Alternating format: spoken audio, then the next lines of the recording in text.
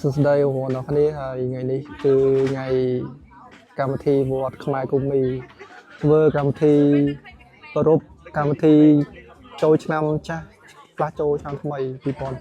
2026ហើយថ្ងៃនេះដោយសារតែជាថ្ងៃកម្មវិធីផងហើយដំបងបានធ្វើកម្មវិធីរំលឹកគុណកងទ័ពដែលបងកងទ័ពបានពលីជីវិតដើម្បីបំផែតការពារទឹកដីហើយដល់ពេលកណាលើនេះគឺដល់ម៉ោងញ៉ាំអាហារសាមគ្គីនៅវត្តខ្មែរមានកម្មវិធីចាក់បាញ់ឆាវតែណាចាក់បាញ់ឆាវញ៉ាំជុំគ្នាហើយមានម្ហូបការីនំប៉័ងមានអីទៅបងប្អូនមានច្រើនមុខ3 4មុខដែរបងប្អូនហើយជាពិសេសគេនឹងគឺម្ហូបដែលចាំបាញ់ឆាវនេះគឺពិសេសជាងគេបងដោយសារបងប្អូនដែលមកចូលរួមនៅកម្មវិធីវត្តហ្នឹងគឺ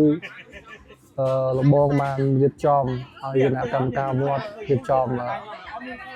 ធ្វើជាម្សៅដើម្បីចាក់បាញ់ឆាវដើម្បីចែកជូនបងប្អូនដែលចូលរួមក្នុងកម្មវិធីវត្តអស់នេះបានទទួលទាន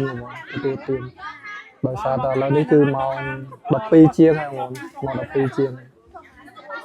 ជាងហើយដល់អញ្ចឹងហើយដល់ម៉ោងញ៉ាំអាហារថ្ងៃត្រង់បងប្អូនដែលចង់ញ៉ាំជាម្ហូបស្លការីនំប៉័ងឬក៏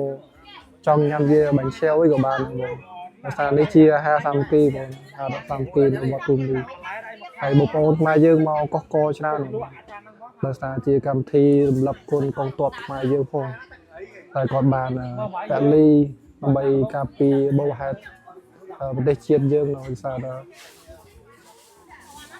មានប្រទេសជិតខាងគាត់ឈ្លានពាន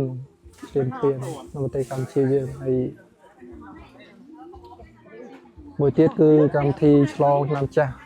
2025ចូលឆ្នាំ2026ផងហើយនៅខាងក្រោយនេះគឺមានបដាប្រទេសនានាបងប្អូនដូចជាប្រទេសវៀតណាមប្រទេសឥណ្ឌូនេស៊ីប្រទេសចិនប្រទេសខ្មែររបស់យើងហើយប្រទេសស្រីលង្កាមានច្រើនបងប្អូនហើយនេះគឺសិទ្ធិបដាតកតនឹងវប្បធម៌ប្រទេសផ្សេង